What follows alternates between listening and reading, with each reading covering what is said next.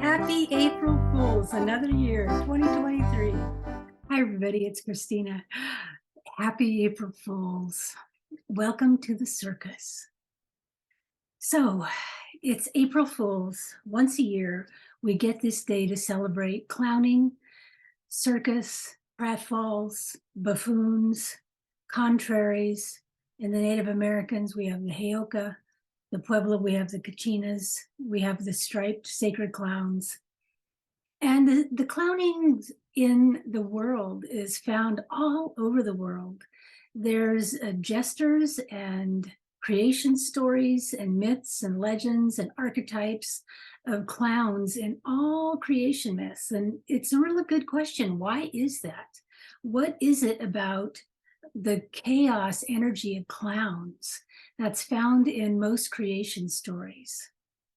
So today I thought I'd talk a little bit about some of the clown work in the Americas, which is the Native American clowns.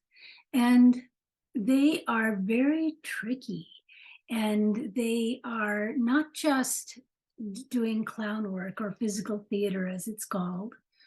They are actually moderators of the community. They are extremely honest. They have a piercing gaze. They can see a fool at a glance, and they don't suffer fools gladly, even though they themselves are fools.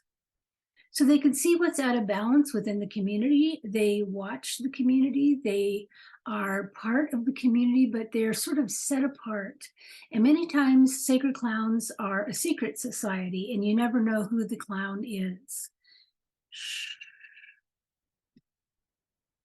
And what they do is they will watch what is out of balance within the community, the tribe, the town, and they watch the drunk who takes his wife's money and beats up the kids, or they watch the wife who is cuckolding the husband and is having an affair with somebody else.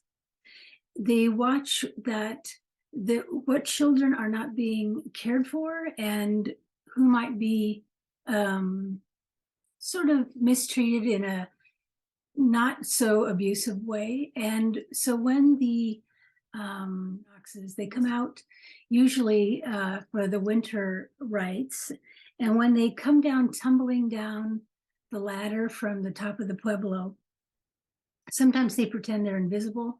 But what they'll do is they'll go in front of the person they've been watching, and they will mock, they will act out whatever they've been watching that is out of balance. So if there's a drunk who's taken the money and his wife's working, and he takes the money and he goes to the bar and gets drunk and the kids don't get to eat, they will have a whole group of clowns that come in front of him, and they mime it, they pretend, and they show it in a sort of disgusting, funny, leering, jovial, but with a punch, because it's actually the truth. So they will show somebody who is a glutton who takes all the food and eats a lot and can't seem to stop eating. They will mime eating a lot of watermelons in front of them, or so forth and so on. Now, we would say, that's not very nice. That's not nice at all. In fact, I would get very angry if that happened to me. But if you think about the community as a pond of behaviors, as a always moving, always fluctuating, with constellations of complexes and people's opinions and their practices, but also the behaviors that become sort of addictive behaviors that can bring a family out of alignment, out of balance, and can also bring the community out of balance. So their job is really what Carl Jung calls shadow work, or shadow play in this case, because it's April Fools. But they are giving the opportunity of the person who is out of balance to come back into balance, to reconnect with their community, with their tribe, with their family, with their friends. And the community, what's their job? Their job is to welcome them. They don't have a lot of judgment. In these sacred times, they are wanting this person to come back into balance. So it can be a very healing, wonderful, coming into harmony from discordance and not harmonious living. So the clowns actually are doing sacred, holy work. And when we look at the Barnum and Bailey clowns, you can see that these escapades, these pratfalls, these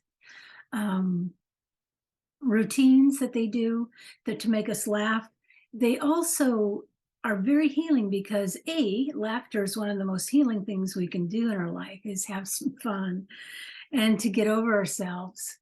But they also are teachings. They're teachings of courage. They're teachings of invincibility. They're teachings of perseverance. They're teachings of discipline. They're teachings of how one thing can lead to another and get completely out of hand.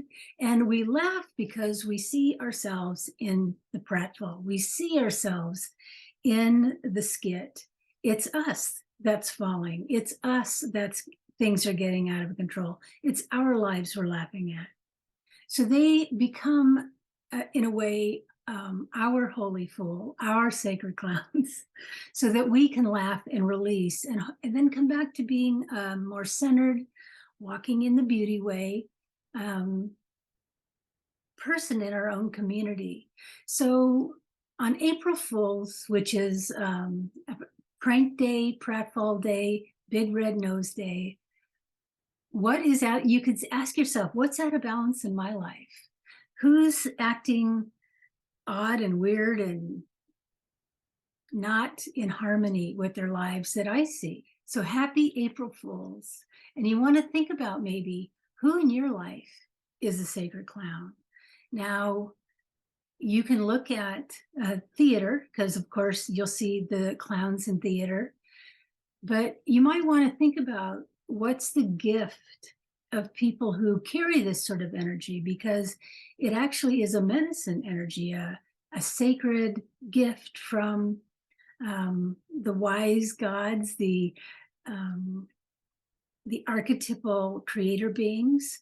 They gift certain people with this energy, which can be associated with lightning. The two twins, the warrior twins, the child of water and the destroyer of enemies, they're both associated with lightning, the sharp flashing lightning and also the blue lightning. So we have two kinds of lightning, two kinds of twins, two kinds of sacred clowns.